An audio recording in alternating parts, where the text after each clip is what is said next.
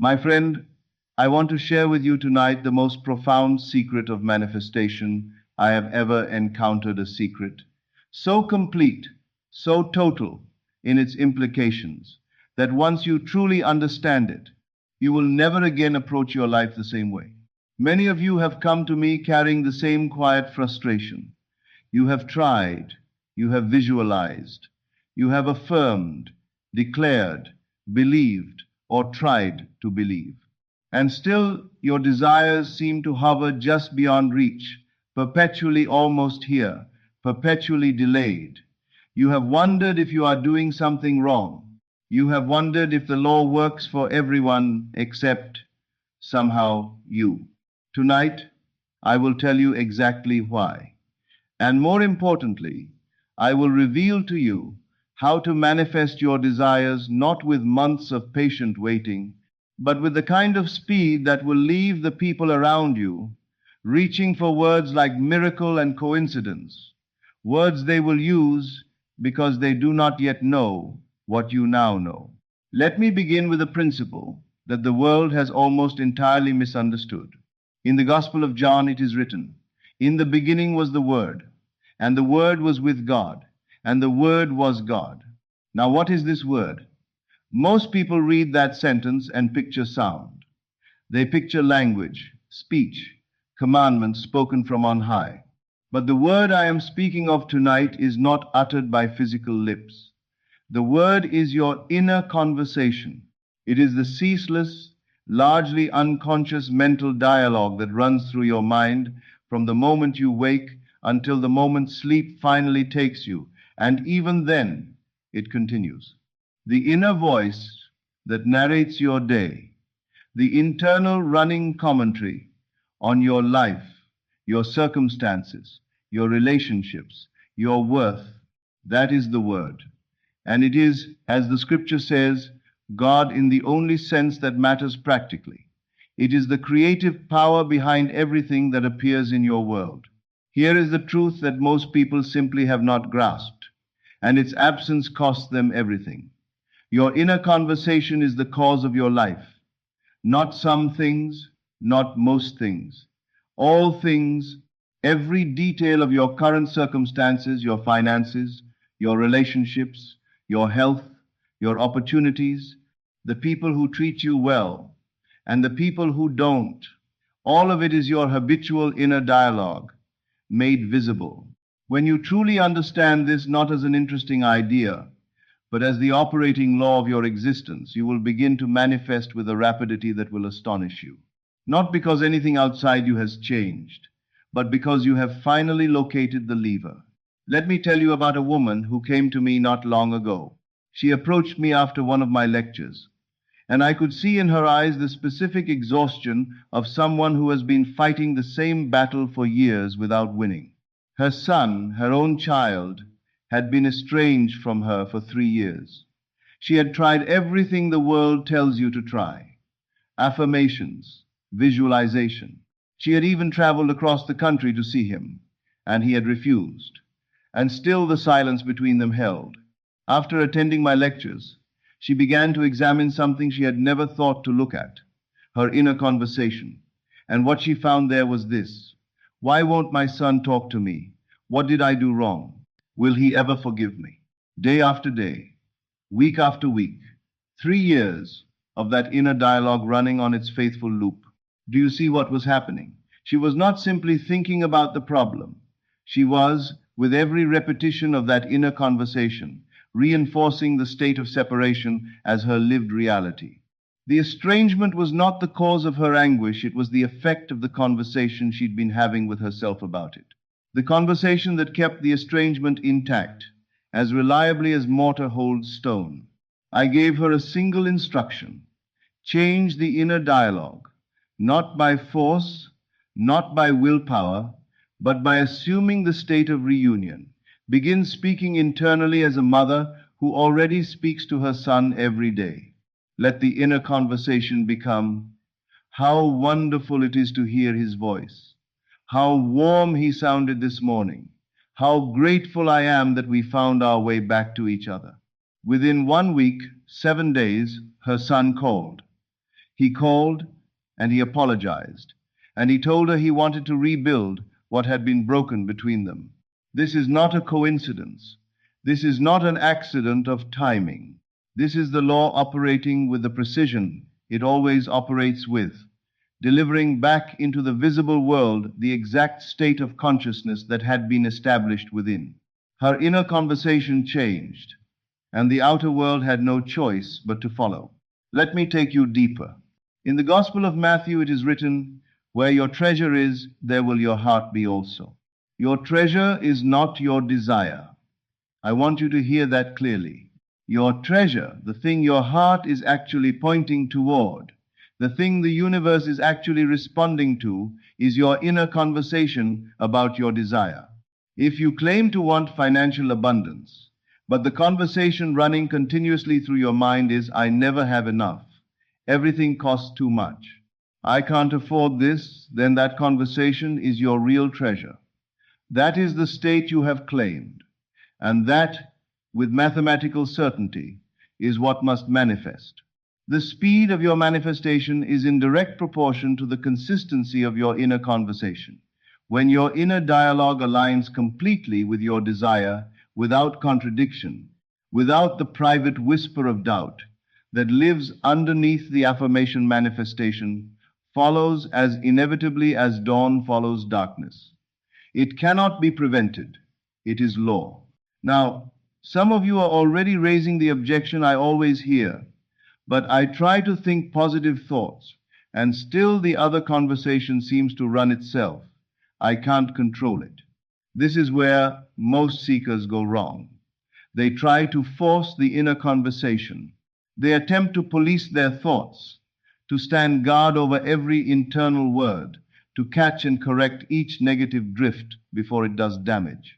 This approach creates nothing but exhaustion and resistance, which, as you now understand, only slows the process further. The secret is not control. The secret is assumption.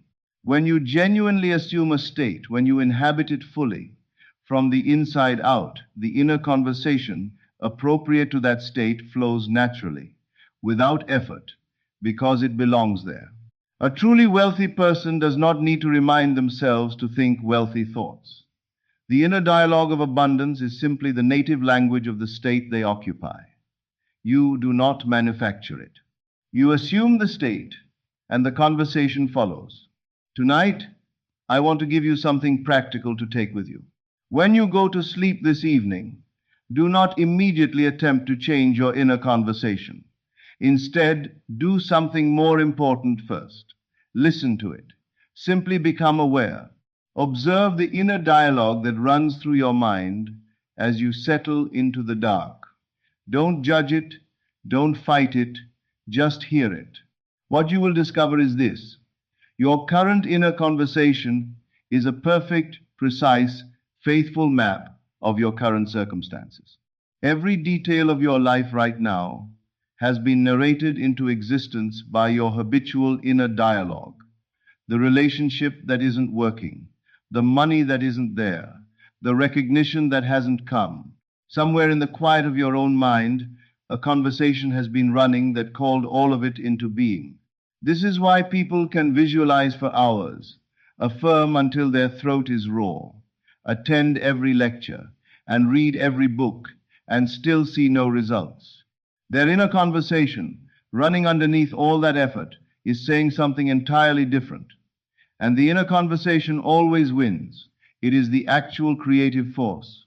Everything else is performance. Change the inner conversation, and you change the world. But you must change it naturally by assuming the state, not by forcing the words.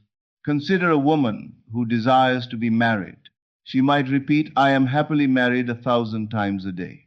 But if her actual inner dialogue, the conversation that runs while she's washing dishes, driving to work, waiting in line is, "Why hasn't he come yet? Maybe something is wrong with me.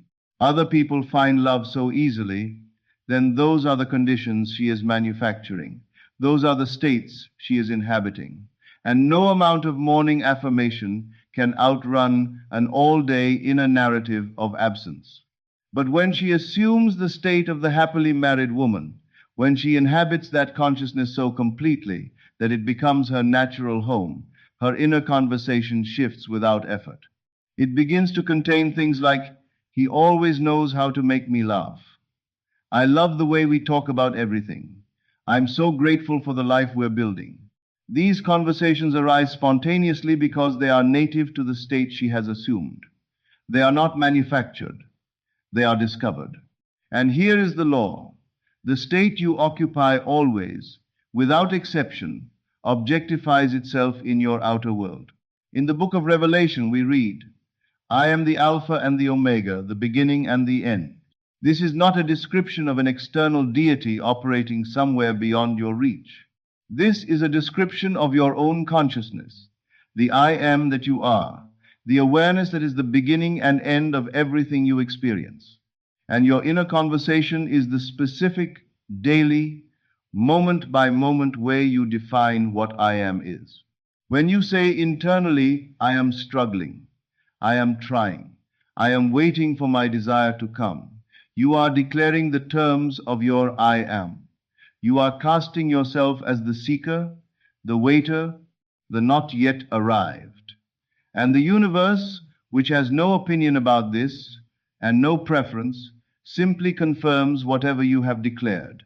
The secret of rapid manifestation is to speak from the end, not from the place of trying to get there, from the place of already being there. To let your I am speak in the language of completion, not the language of pursuit. Let me be precise about something here, because the distinction matters enormously. If you desire financial abundance, there is a common approach that sounds positive, but is actually quietly undermining. Money is coming to me, I am attracting wealth, I am on my way to financial freedom. These statements, well-intentioned as they are, speak from a place of not yet having. They push the desire perpetually forward, always arriving, never arrived. The inner dialogue of a wealthy person does not sound like that. It sounds like, "I love how easily money moves in my life. It's wonderful to have more than enough to give. I enjoy the freedom of choosing the best." Do you feel the difference? The first set of statements describes a journey. The second describes a home. Assume the home, and the world must build it around you. Some of you will resist this and say, "But isn't this lying to yourself? Isn't this a denial of reality?" I want to address this with the full weight it deserves. What you call reality is the outer picturing of past inner conversations. Your current circumstances, which seem so solid, so immovable, so inarguably real, are nothing more than yesterday's inner dialogue made visible. They are not reality in any permanent sense. They are a photograph of a state of consciousness that has already changed or can change the moment you choose to change your inner conversation. In the letter to the Hebrews, it is written, "Through faith we understand that the worlds were framed by the word of God, so that things which are seen were not made of things which do appear." Replace word of God with inner conversation, and you have the law I am revealing to you tonight. The things which are seen, your circumstances, your conditions, your current life, were made by the invisible, inaudible, private inner dialogue you have been maintaining. They were not made by the visible. They were made by the invisible. And the invisible, your inner conversation, can be changed. That is not lying to yourself. That is understanding for the first time what self actually is. Let me tell you about a young teacher. She had been assigned the class that other teachers spoke of in lowered voices. Students known for disruption, for refusal, for the particular exhaustion they inflicted on every instructor who stood before them. She arrived with dread already written into her inner conversation. They won't listen. This year will break me. I can't do this. She came to understand the law I am describing tonight. And she made a decision not to force positive thoughts, but to assume the state of a teacher whose class was engaged, cooperative, alive with genuine learning. From that assumed state, her inner conversation shifted. It began to contain things like, My students surprise me with their curiosity. I love how this class shows up. Teaching them is one of the great joys of my work. She held this inner conversation faithfully, even as the external circumstances initially continued to contradict her. And within 2 weeks, something began to shift. Students who had never raised their hands began to raise them. The disruptive energy that had seemed fixed began to dissolve. By the end of the month, other teachers were asking to observe her, what they called her teaching magic. It was not magic, it was the law. Her inner conversation created a state of consciousness, and the students who exist in her world as projections of her own consciousness had to conform to the new state she had assumed. Here is something even more far-reaching that I want you to consider. Your inner conversation is not limited to your own circumstances. When you engage in inner dialogue about other people, you are shaping how those people appear in your experience. This is the practical meaning behind the ancient instruction to love your enemies, to bless those who curse you. These are not merely moral prescriptions. They are precise instructions in the operation of the law. When someone in your world behaves badly toward you, the first question to ask is not what is wrong with them, but what is my inner conversation about them? Are you rehearsing their faults in the privacy of your own mind? Are you replaying the moments of conflict, re-winning arguments that are already over? Are you narrating them daily as the difficult person, the hostile person, the one who doesn't appreciate you? That inner conversation is sustaining the behavior you hate. You are maintaining it. Not intentionally, but the law does not ask about intention. It simply delivers what you have been internally declaring. I had a woman write to me about her mother-in-law. Years of tension, years of quiet judgment, and barely concealed criticism. Years of a relationship that felt like a wound that would not close. And every time she thought of this woman, her inner conversation was, she'll never accept me. She's always looking for what's wrong. Nothing I do is ever enough. I gave her one instruction. Change the inner conversation about her mother-in-law. Assume the state in which that relationship is warm, easy, and loving. Let the inner dialogue become, she's so generous with her support. We have such good conversations. I'm grateful for the relationship we have. She told me later that maintaining this felt impossible at first. The external reality was so loudly contradicting the inner conversation she was trying to hold. But she persisted. And within a month, something began to change in her mother-in-law's behavior. Small gestures appeared where there had been none.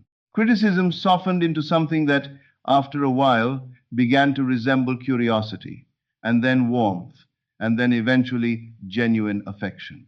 Nothing changed in the mother-in-law. Everything changed in the inner conversation about her, and the outer world, as it always does, conformed. Now let me reveal to you a deeper aspect of this secret that will accelerate your manifestations beyond anything you have previously experienced. In Ecclesiastes, it is written, "To everything there is a season and a time to every purpose under heaven."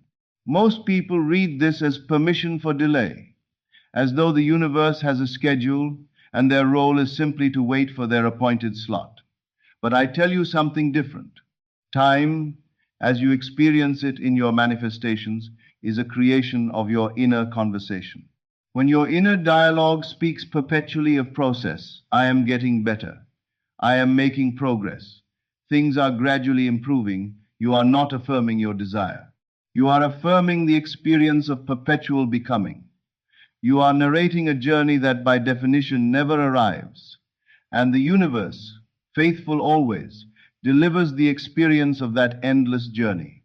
But consciousness, the dimension in which all creation actually takes place, has no relationship with time. The imagination does not know past or future. It knows only now. This is why Scripture speaks of the divine as I am, not I was. Not I will be. The eternal, creative now. Your inner conversation must reflect this. Instead of my business is growing, which places a rival permanently ahead of you, The dialogue must be, I love running this business. My work is flourishing. Instead of I am healing, the dialogue must be, my body is vital and strong. The difference is not semantic. It is the difference between standing at the door and standing in the room. A man came to me who had been in financial difficulty for years. His inner conversation was laced with what seemed like positive language. Things are getting better. I'm working my way toward prosperity. The debts are slowly coming down. And he genuinely believed this was the right approach. But every one of those statements was anchoring him in the experience of gradual, of working toward, of the prosperity that is always approaching but never quite arriving. I told him to shift his inner dialogue to speak from completion. I love having more than enough. Money flows to me easily and from unexpected directions. I am financially free. He felt the strangeness of it at first, the slight unreality of saying true things about a reality that hadn't appeared yet. But he persisted. Within days, the first movement came. An investment he had forgotten about paid off. A business connection materialized that changed the shape of his work entirely. What others called coincidence, I know as law. The inner conversation shifted, and the outer world rearranged itself to match.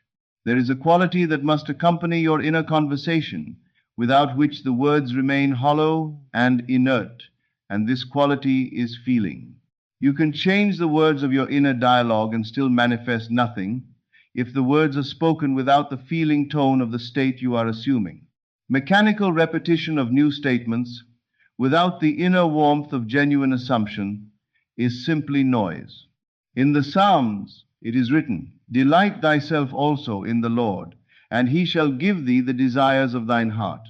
This delight, this felt, living, embodied quality of joy is what gives your inner conversation its creative power. When the internal dialogue flows naturally from the feeling of your wish fulfilled, manifestation becomes not gradual but immediate. Consider a woman who desires a loving marriage. She might repeat, I am happily married with technical correctness and complete emotional vacancy. The words carry nothing, they move nothing. But when she assumes the feeling of being genuinely, deeply loved, the warmth of it, the ease of it, the specific texture of a life shared with someone who cherishes her, then her inner conversation shifts naturally into language like, I love our evening rituals together. He knows exactly how to make a hard day lighter. I didn't know it was possible to feel this known by another person. These words carry the weight of the feeling behind them. They are alive. And living words create living circumstances. Let me share with you one more secret of this law that is almost universally overlooked. Your inner conversation during the hours of sleep is among the most powerful creative force available to you. The frontier between waking and sleeping, that soft, tender threshold where the conscious mind loosens its grip and the deeper mind becomes receptive, is a doorway into the creative power of consciousness itself. The Psalms speak of this directly. Commune with your own heart upon your bed and be still. Most people arrive at this threshold, carrying the accumulated weight of their day, the anxieties, the unresolved tensions, the rehearsal of problems they haven't yet solved. They fall asleep, narrating failure, narrating worry, narrating the gap between where they are and where they wish they were. And their subconscious mind, which does not evaluate or question, but simply receives and creates, takes these final inner conversations as instructions. It builds tomorrow's world from tonight's inner dialogue. A man came to me who had been pursuing a promotion in his company for years without success. Each night, he fell asleep strategizing, planning what to say to whom, calculating the right moves, rehearsing the case for his own advancement. His inner dialogue was entirely about getting there. It never arrived at being there. I instructed him to change his pre-sleep conversation completely.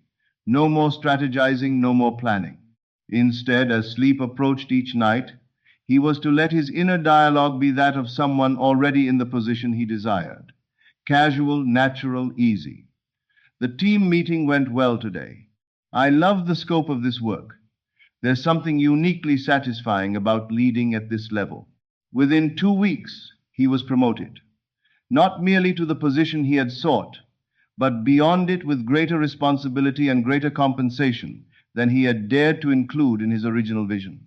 The nightly inner conversation had done what years of daytime strategizing could not. Now I want to address the moment that tests everything. The moment when appearances contradict your desire, when circumstances seem to move not toward what you've assumed, but away from it.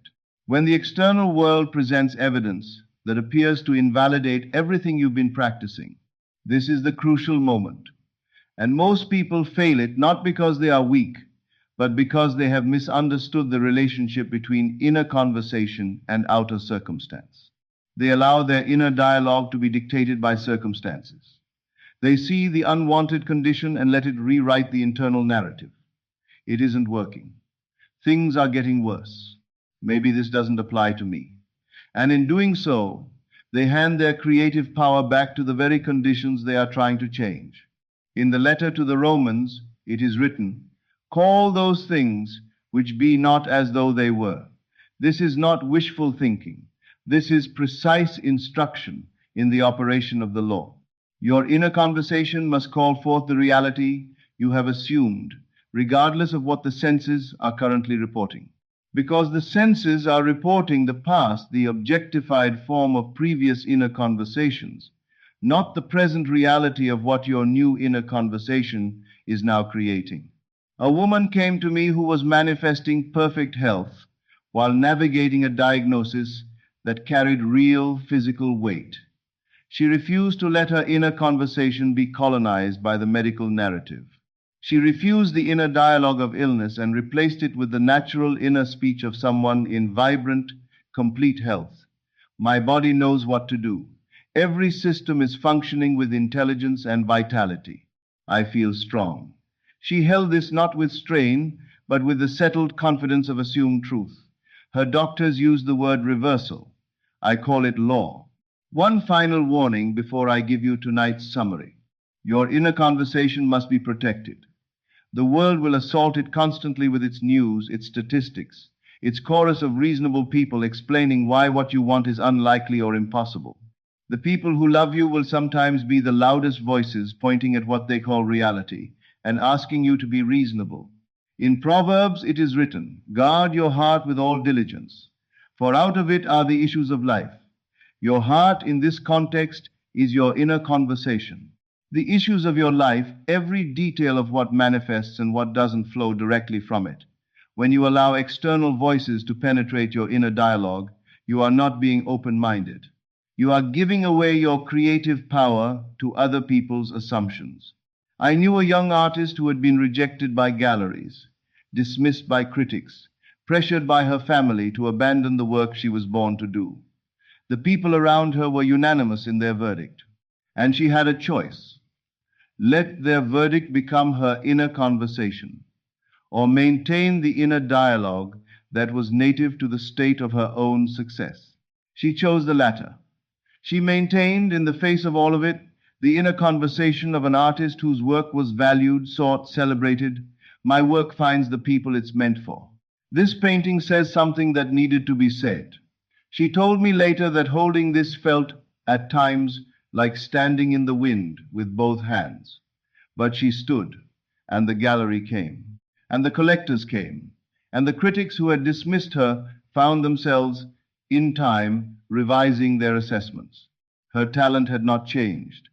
The inner conversation had changed, and everything else had followed. Let me bring you now to the place where all of these threads converge into a single, clear truth. Your inner conversation is defining your self-concept at every moment, and your self-concept is determining, with absolute precision, what you manifest in your world. When you understand this completely, not as information but as lived, practical reality, you will never again feel at the mercy of circumstances, or subject to the judgment of others, or helpless in the face of conditions you did not choose. You will know that your inner conversation is the only creative power that the outer world, which appears so solid and sovereign, is nothing more than your inner dialogue made visible. That the people in your world are reflecting back to you the assumptions your inner conversation has been establishing about them. That time itself, the delay or the speed of your manifestations, is a creation of whether your inner dialogue speaks from the journey or from the destination.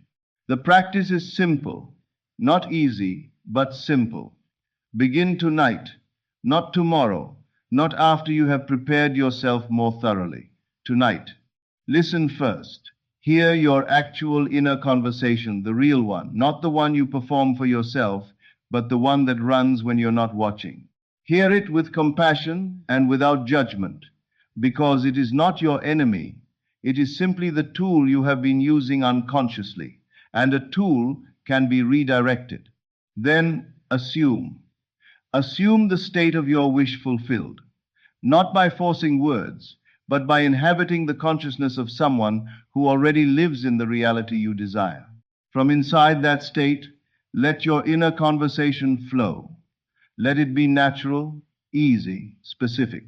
Let it carry the warmth and texture of genuine experience, because you are genuinely experiencing it in the dimension where all things are first created, in the imagination, in the consciousness that is the beginning and the end of everything. Persist in this. Protect it.